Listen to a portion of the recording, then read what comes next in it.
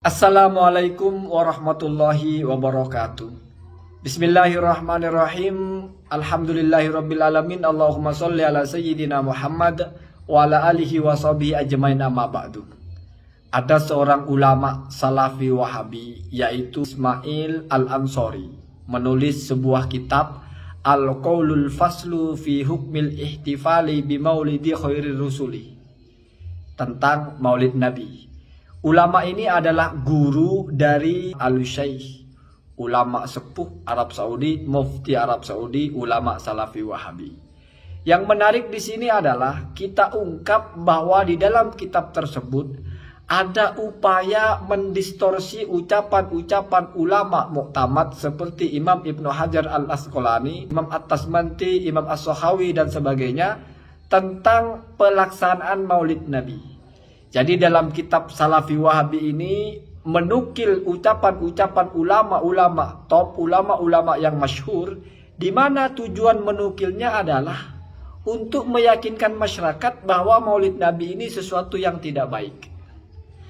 Jadi misalnya begini, Imam Ibnu Hajar mengatakan bahwasannya Maulid adalah bid'ah. Misalnya Imam Ibnu Hajar mengatakan aslu amalil maulidi bid'atun lam tungkol min ahadi ulama is-salafi as-soleh minal kuruni as-salasati.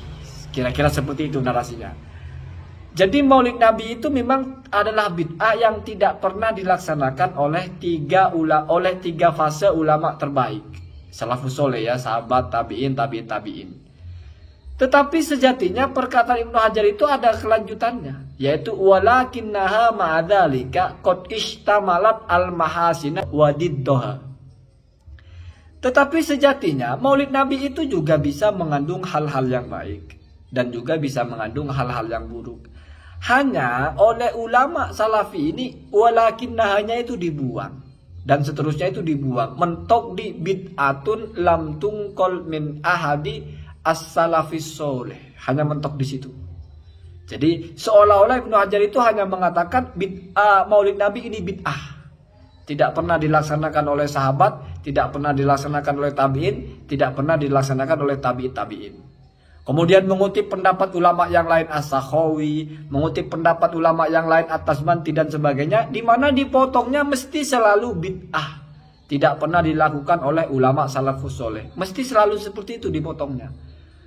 Kemudian setelah mengutip pendapat-pendapat ulama itu, maka ditambahlah bumbu narasi yattadihu bihadihin nukuli, atau bihadihin nukuli yattadihu lana annal ihtifala bimaulidin nabi bid'atun la ya'malu ahadun minas salafis soleh. Kira-kira seperti itu ya. Setelah kita mengutip pendapat-pendapat ulama tadi, pendapat Ibnu Hajar dan sebagainya, menjadi jelas bagi kita bahwa melaksanakan Maulid Nabi itu bid'ah, tidak pernah dilaksanakan oleh salafus soleh. Dan bahkan ditambah bahwa salafus soleh meninggalkan hal itu karena memang tidak ada yang baik di situ, tidak ada kebaikannya.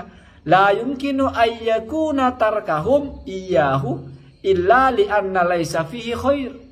Tidak mungkin ulama salafus soleh itu meninggalkan hal tersebut kecuali pasti karena tidak ada kebaikan di dalamnya.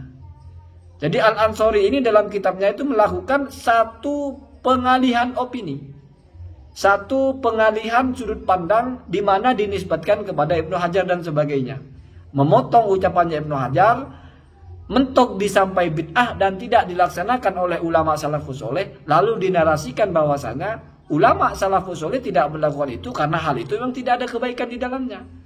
Padahal kalau dibaca lengkap teksnya atau naskahnya Ibnu Hajar, jelas tidak seperti itu maksudnya. Ibnu Hajar menjelaskan bahwasannya memang bid'ah. Kenapa? Karena memang tidak pernah ada contoh. Dan bid'ah yaitu sesuatu yang tidak ada contohnya. Tetapi bisa jadi maulid itu adalah bid'ah hasanah, di mana bahkan kata Ibnu Hajar itu ada dalilnya, yaitu mensyukuri nikmat Allah dengan melaksanakan satu ibadah di waktu tertentu, yaitu berkasus kepada atau beribrah kepada kasus Nabi Muhammad berpuasa setiap 10 Asyura untuk mensyukuri nikmat berupa Nabi Musa bebas dari kejaran Fir'aun, untuk mensyukuri anugerah dari Allah berupa Fir'aun ditenggelamkan. Dan kata Ibnu Hajar, mensyukuri nikmat Allah itu bisa dengan cara apapun dalam bentuk ibadah, bersedekah, tilawah, berpuasa, sujud dan sebagainya. Jadi jelas maksudnya Ibnu Hajar itu bukan ingin menegaskan Maulid Nabi itu bid'ah yang buruk, bukan. Tetapi memang secara fakta itu adalah bid'ah, artinya tidak ada contoh. Ini bukan hukum. Jadi bid'ah itu bukan hukum, tetapi istilah untuk sesuatu yang tidak ada contohnya. Bagaimana dengan hukumnya? Maka dilihat. Kalau di situ ada kebaikan, maka masuknya bid'ah hasanah. Dan itu ada landasan dalilnya. Yaitu kita mensyukuri nikmat Allah berupa lahirnya Nabi Muhammad dengan kita membaca sholawat, dengan kita bersedekah, memberikan makan, dengan kita membaca Al-Quran. Sebagaimana Nabi Muhammad mensyukuri nikmat bebasnya Nabi Musa dengan berpuasa. Kalau kata Imam Asyuti ini masuk kepada kias. Berpuasa itu sunnah untuk merayakan satu nikmat, berpuasa bulan Asyura. Maka di waktu Nabi Muhammad dilahirkan kita juga disunnahkan melakukan sebuah ibadah. Bisa dengan berkumpul-kumpul untuk berzikir, berkumpul-kumpul untuk bersedekah, berkumpul-kumpul untuk mendengarkan mauidhah hasanah, mendengarkan nasihat. Jadi walaupun bid'ah memang iya, tetapi bid'ah kan ada dua. Imam Syafi'i mengatakan ada dua, mahmudah, madmumah. Bahkan Imam Is bin Abdul Salam mengatakan bid'ah hukumnya bisa jadi 5. Artinya ada kemungkinan bid'ah itu hukumnya wajib. Sehingga kalau wajib berarti yusabu fa'iluhu wa yu'aqabu tarikuhu. Kalau kamu melaksanakan bid'ah itu kamu berpahala, kalau kamu meninggalkannya kamu malah berdosa. Itu ucapan ulama. Kalau memang kita fair mau mengutip ucapan ulama, maka harus utuh. Kalau dipotong ditetapinya itu bahaya. Jadi ucapan Ibnu Hajar itu dipotong di walakinnaha ma'adzalika. Jadi misalnya begini, saya kasih gambaran. Saya ngomong, saya tidak akan makan nasi, tetapi kalau saya lapar saya akan makan. Lalu ucapan saya kamu potong di saya tidak akan makan nasi. Bagian tetapinya kamu buang. Apa yang dipahami? Ya pasti orang memahami tidak akan seperti yang saya maksudkan. Jadi orang hanya memahami bahwa saya tidak akan makan nasi. Memang secara narasi iya, saya tidak akan makan nasi. Tetapi kalimat saya itu ada sambungannya. Sehingga pemahaman yang utuh bila sambungannya juga dipakai. Yaitu kecuali kalau saya lapar. Kalau saya lapar saya akan makan nasi. Bukan berarti saya ingin menegaskan saya tidak akan makan nasi. Saya hanya ingin menegaskan saya tidak akan makan nasi kecuali kalau saya tidak lapar. Kan seperti itu. Saya kira paham seperti ini. Itu kebiasaannya orang-orang Qadariyah. Orang-orang Qadariyah ketika berdebat selalu menggunakan ayat itu sepotong saja.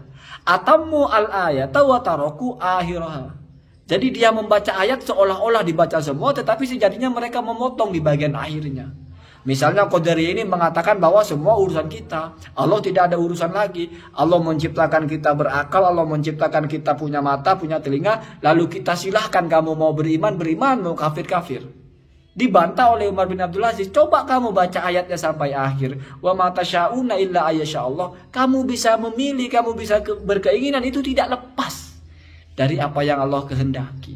Dan kebiasaan kamu seperti itu. Diambil di bagian yang cocok, dibuang di bagian yang tidak cocok. Sama dengan kitab tadi. Diambil di bagian bid'ah, diambil di bagian tidak pernah dilakukan oleh salafus soleh, tapi dibuang di bagian bahwasanya ini bisa baik. Bahkan ini ada dalilnya, itu dibuang. Bukan hanya Ibnu Hajar yang diperlakukan seperti itu. Imam As-Sakhawi juga sama. Imam At-Tasbanti juga sama. Imam Ibnu At-Tabbah juga sama. Jadi memang kadang-kadang kita itu menghalalkan segala cara untuk menghalau opini. Luar biasa. Kalau dalam media kita mungkin mengutip ucapan orang sepotong-sepotong saja. Sehingga yang narasi yang dipahami orang itu menjadi berbeda. Ternyata dalam kitab juga ada semacam itu. Ya, tidak jujur dalam mengutip, tidak jujur di dalam menarasikan pendapat, tidak jujur dalam memahamkan makalah-makalah ulama, dengan cara dipotong di bagian-bagian pentingnya kemudian dibumbui dengan narasi-narasi sendiri. Semoga ada manfaatnya. Assalamualaikum warahmatullahi wabarakatuh.